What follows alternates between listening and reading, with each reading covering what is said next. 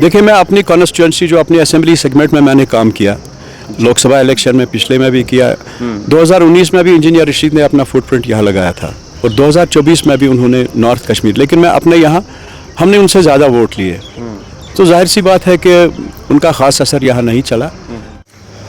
आवाज़ और तस्वीर की दुनिया के दोस्तों को सोहेल मकबूल का प्यार भरा सलाम पेश हो। अस्सलाम वालेकुम। आप देख रहे हैं जम्मू कश्मीर के घर घर की आवाज़ कश्मीर ग्लोबल टाइम्स, और कश्मीर ग्लोबल टाइम्स से मैं आपका मेज़बान सोहेल मकबूल। आज के इस खुसूसी प्रोग्राम में हमारे साथ बातचीत करने के लिए वो मेहमान मौजूद है जो किसी तारुफ के मोहताज नहीं है। जी हाँ नाज़रीन किराम, इस प्रोग्राम में हमारे साथ बातचीत करने के लिए मौजूद है farmer IPS officer, SSP Baramulla या SSP श्रीनगर, SSP CID, उसके साथ साथ SSP ट्रैफिक भी रह चुके हैं। हम बात कर रहे हैं जावेद रियाज बेदार साहब की, और ये बात आप बखूबी जानती है कि तकरीबन 10 साल के बाद जम्मू कश्मीर में असेंबली इंतखाबात होने जा रहे हैं। और जावेद रियाज बेदार साहब की बात करें तो नेशनल कॉन्फ्रेंस की तरफ से पटन कॉन्स्टिट्यूंसी में उम्मीदवार होंगे। आज जावेद रियाज बेदार साहब से बात करने की कोशिश करेंगे कि इनका इस असेंबली इंतखाबात में क्या कुछ मंशूर है या ग्राउंड जो है वो कितना मजबूत है। तो सबसे पहले सर आपको वेलकम करते हैं प्रोग्राम में। बहुत शुक्रिया, थैंक यू। तो सबसे पहले सर आपसे एक पहला सवाल रहेगा, पहला इंटरव्यू है आपसे। तो आप IPS ऑफिसर भी रह चुके हैं और बड़े बड़े ओहदों पे जो है फाइज भी आप रह चुके हैं। तो नेशनल कॉन्फ्रेंस की तरफ से आप पटन कॉन्स्टिट्यूंसी में उम्मीदवार भी है, असेंबली कैंडिडेट है यहाँ पे। तो कितना चैलेंजिंग है आपके लिए, क्योंकि पहली बार आप जो है असेंबली इलेक्शन कॉन्टेस्ट करने जा रहे हैं? हाँ, देखिए, मैं असेंबली इलेक्शन पहली बार कंटेस्ट कर रहा हूँ, लेकिन इससे पहले पिछले 8 साल से मैं मुंसलिक हूँ जम्मू कश्मीर नेशनल कॉन्फ्रेंस के साथ। तो 2 इलेक्शन किए हमने अपनी कॉन्स्टिट्यूंसी में, जो लोकसभा के इलेक्शन थे 2019 और 2024 का। लिहाजा नया कुछ ख़ास नहीं इसमें, तो चैलेंजिंग है। एक बात था कि पटन की कॉन्स्टिट्यूंसी जो है ये काफ़ी चैलेंजिंग है, इसके मुख्तलिफ पैरामीटर्स हैं। सबसे बड़ा पैरामीटर्स ये है कि पटन के आवाम का कोई रिप्रेजेंटेटिव नहीं था पिछली असेंबली 96 से, ये है।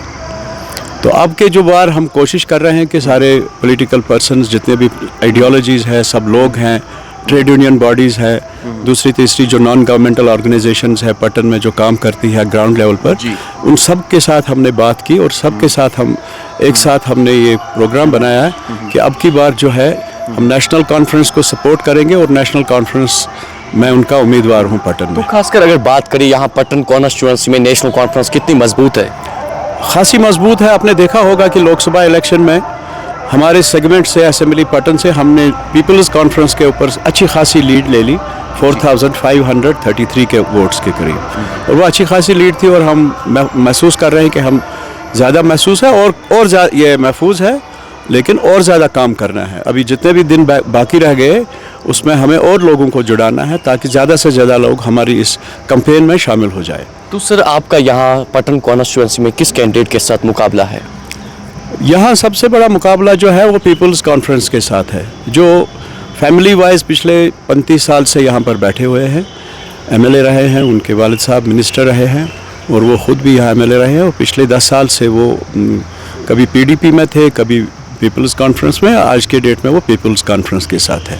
तो सर अगर बात करें, कई सारे कैंडिडेट्स ने जो है अपना अपना मंशूर आवाम के सामने रखा। जिस तरीके से नेशनल कॉन्फ्रेंस की बात करें तो उन्होंने भी आवाम के सामने जो है अपना मंशूर रखा, लेकिन पटन कॉन्स्टिट्यूंसी को लेके आपका क्या कुछ मंशूर है? जब आप लोगों में जाते हैं, क्या कुछ मंशूर जो है उनके सामने आप रखते हैं? देखिए, नेशनल कॉन्फ्रेंस का जो मंशूर है, इलेक्शन मैनिफेस्टो जो है, वो हमारा बेस लाइन है, राइट, वो हमारा गाइडिंग स्पिरिट है, गाइडिंग। लेकिन पटन कॉन्स्टिट्यूंसी की अपनी मुश्किलात है, अपने मसाइल है, जो जुड़े हुए ब्रॉडली जो नेशनल कॉन्फ्रेंस के मंशूर के मुताबिक वो जुड़े हुए, लेकिन हमने उनको स्पेसिफिक तरीके से अपने आवाम, अपने दोस्तों के सामने पेश किया है, जिनमें मुख्तलिफ बातें हैं, एजुकेशन के सेक्टर के हवाले से, तालीम, इसके हॉस्पिटल हेल्थ केयर के हवाले से, ड्रिंकिंग वाटर के हवाले से, और सड़कों के हवाले से, स्पोर्ट्स यूथ एक्टिविटीज़ के हवाले से, हेल्थ केयर तो मैंने बताया पहले, और हॉर्टिकल्चर जो हमारा लाइफ लाइन है उसके बारे में, और ब्यूटिफिकेशन ऑफ द टाउन्स जो हमारे यहाँ है, हेरिटेज टूरिज्म की हमने बात की है। ऐसा सारा कुछ हमने जो, लेकिन इसका सोर्स, मेन सोर्स जो है वो हमारा नेशनल कॉन्फ्रेंस का ही मंशूर है। सर कुछ मैनिफेस्टो तो आपने रखे जो हर किसी ने जो है तकरीबन रखे ही होंगे अपने मंशूर में, लेकिन आपके मैनिफेस्टो में क्या कुछ यूनिक है? हमारे मैन्युफैक्चर में फोकस जो है वो यूथ एक्टिविटीज़ पर है और सोशल अपना अपलिफ्टमेंट ऑफ जो हमारी लाइफ स्टैंडर्ड्स जो है उनको ऊपर उठाना है, चाहे वो हेल्थ केयर के बारे में है, चाहे वो हॉर्टिकल्चर के बारे में है, एजुकेशन के बारे में है। जिस तरीके से हमने सुना है कि वहाँ पे भी आपको उसको मजबूत हम कोशिश करेंगे एक ऐसा डेफिनेटली यस, तो हम कोशिश करेंगे कि जो एक सिविल सोसाइटी अपनी टांगों पर खड़ी हो जाए और अपनी हेल्प खुद करे, वो बेसिक एक आइडिया है। बाकी हमारा यही है कि हम ये सारा कुछ तब कर सकते हैं जब हम सरकार में आएंगे। सरकारी हमारा बेसिक प्रॉब्लम ये है कि हमारी रिप्रेजेंटेशन जो मुख्तलिफ हुकूमतें थी, ये फीलिंग है यहाँ अच्छी तरीके से, ये फीलिंग डीप रूटेड है कि वो ठीक तरीके से हमारे जो प्रॉब्लम्स हैं उनको एड्रेस नहीं कर पाए। लेकिन अगर बात करें गुज़श्ता कई दिनों से जिस तरीके से आपके साथ भी AIP के कई सारे वर्करान जुड़ गए हैं या पीपल्स कॉन्फ्रेंस के वर्करान जो है जुड़ गए हैं, तो कितनी खुशी है? इंतहाई खुशी है। उन्होंने हमारी सियासत को पसंद किया, उन्होंने हमारे काम करने के तरीक़ों को पसंद किया, उन्होंने हमारे जो ऐसा क्या कुछ है यहाँ पे सर जो उनको अवामी इत्तेहाद पार्टी में या पीपल्स कॉन्फ्रेंस वो खुद ही बता सकते हैं, लेकिन हमें ऐसा महसूस हो रहा है कि उन्होंने हम पर एतमाद जाहिर किया, शायद वो हमारे साथ मिलकर जुड़कर अपने आवाम के लिए कुछ बेहतर काम कर सके। ये तो हमारे लिए खुशाइंद बात है और हम और भी कोशिश कर रहे हैं, और लोगों को भी हम जोड़ने की कोशिश कर रहे हैं ताकि एक जमहूरियत डेमोक्रेटिक प्रोसेस में हम मजबूत तरीके से रियासती असम्बली में जाए। पिछले पार्लिमानी इंतखाबात की बात करें, जब यहाँ पे पार्लिमानी इंतखाबात थे तो यहाँ नॉर्थ कश्मीर में उमर अब्दुल्ला साहब भी जो है ये पार्लियामेंट इलेक्शन लड़ रहे थे, तो उसके साथ साथ अगर बात करें यहाँ इंजीनियर रशीद जिस तरीके से उसकी वेव यहाँ पे देखने को मिली, तो आपको लगता है कि वो यहाँ पे खासकर इम्पैक्ट उसका यहाँ पे पड़ सकता है पटन कॉन्स्टिट्यूंसी में? देखिए, मैं अपनी कॉन्स्टिट्यूंसी जो अपनी असेंबली सेगमेंट में मैंने काम किया, लोकसभा इलेक्शन में पिछले में भी किया, 2019 में भी इंजीनियर रशीद ने अपना फुटप्रिंट यहाँ लगाया था और 2024 में भी उन्होंने नॉर्थ कश्मीर, लेकिन मैं अपने यहाँ हमने उनसे ज़्यादा वोट लिए, तो जाहिर सी बात है कि उनका ख़ास असर यहाँ नहीं चला। यहाँ के लोग ज़्यादा सियासी तौर मैच्योर हैं, संजीदा है, वो समझ सकते हैं सही क्या है, गलत क्या है। वो हमारे से लीड यहाँ नहीं ले पाए।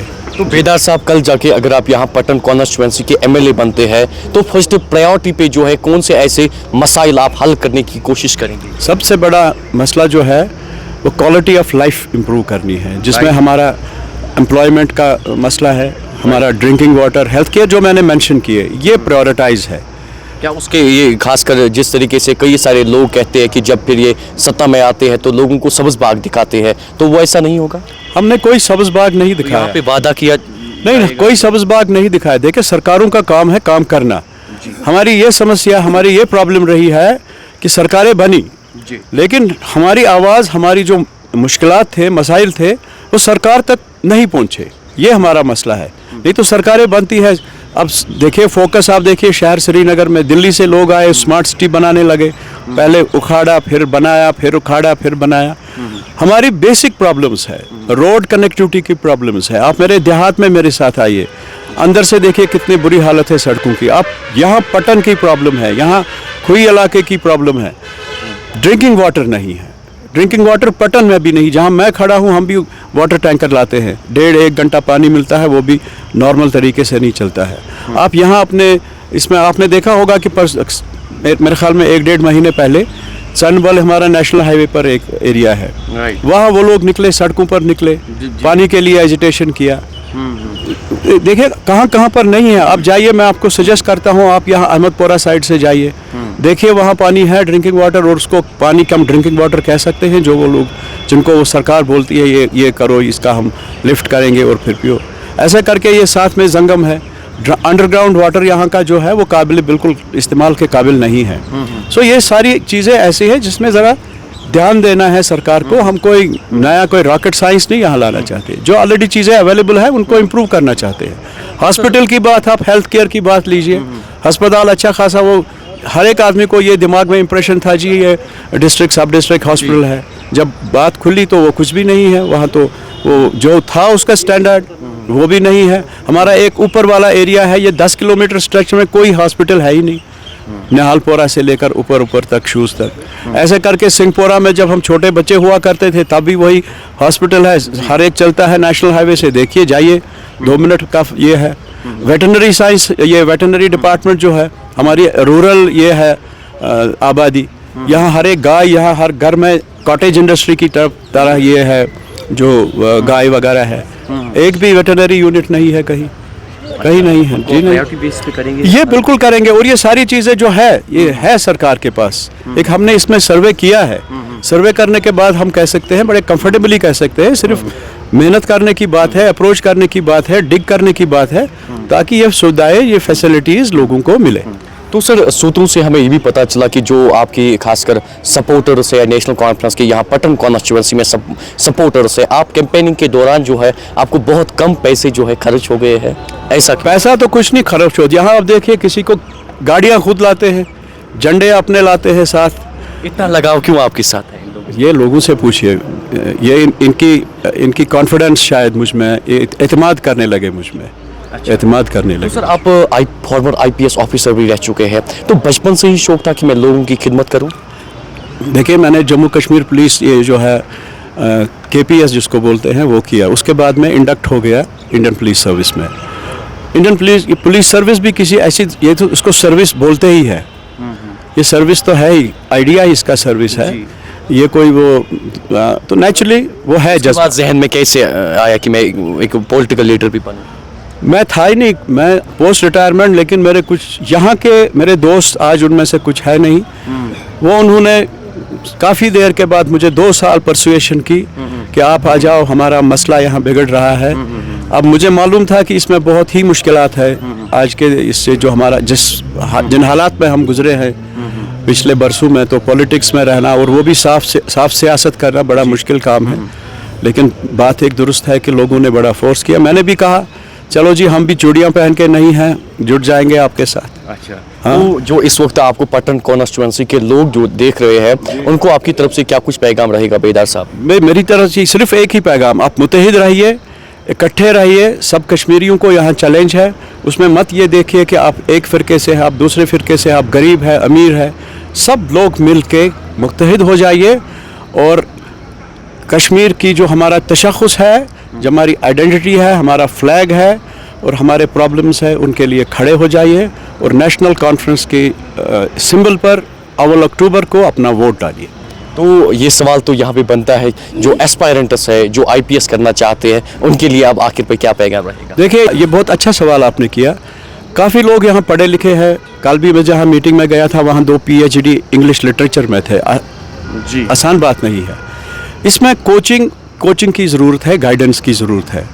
सब ये जो एस्पायरेंट्स है, इनको चाहिए कि वो अपना जो BA है या उससे पहले भी मैट्रिक के बाद ही ये फैसला करे कि मैंने करना क्या है। मैंने किसी प्रोफेशनल कॉलेज में जाना है, कोई टेक्निकल काम करना है, इंडियन एडमिनिस्ट्रेटिव सर्विस में या यूनियन पब्लिक सर्विस में जाना है। उसके लिए उनको सब्जेक्ट सिलेक्ट करने हैं, किसी अच्छे कंसल्टेंट से बात करनी है जो इस प्रोसेस से निकला है, और बाज़ाब्ता मेहनत करनी है, फोकस करना है उन पर, तब वो आईपीएस ऑफिसर बन सकते। डेफिनेटली इसमें कोई इतना नहीं है, कोई बिल्कुल ये आसान चीज़ है, मगर डेडिकेशन चाहिए और कन्विक्शन चाहिए, दिमाग में ये बात बैठनी चाहिए कि ये मैंने करना ही करना है। चलिए, वक्त देने के लिए बहुत बहुत शुक्रिया। Nice meeting you and nice शुक्रिया सर। तो मेरे साथ बातचीत कर रहे थे यहाँ पे जावेद रियाज बेदार साहब। तो इन्होंने जो है कई सारी बातें इसमें की और हमने भी सवालात इनसे पूछे और बाज़ाब्ता तौर पर जवाब जो है तलब करने की कोशिश की। तो हम भी कई सारे पॉलिटिकल लीडरान के पास गए या जो कैंडिडेट्स हैं उनके पास गए, उनका इस असेंबली इंतखाबात में क्या कुछ मंशूर है वो भी आप तक पहुँचाया।